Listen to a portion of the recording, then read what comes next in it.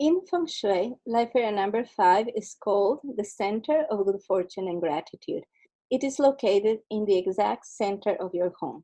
Most important thing for this life area is that it be open space. And in most homes, it's open space.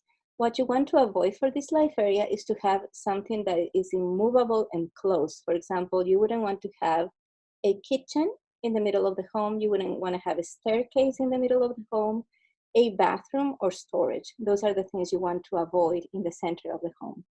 The key word for this life area is void, emptiness. And so that tells you how important it is to have that area free of clutter.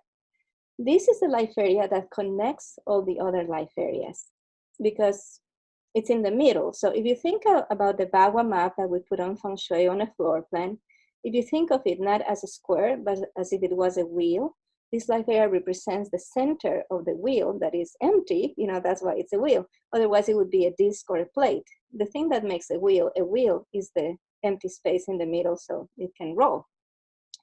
And so that is super important for this life area. It works with the earth element. And so it needs to have the energy of a happy day in the late summer.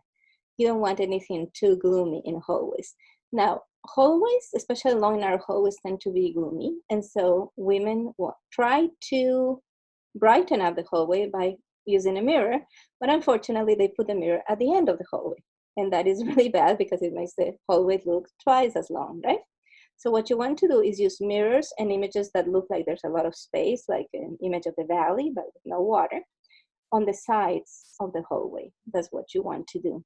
My favorite cure for this area is to have a flower with 5 petals or an image of agriculture.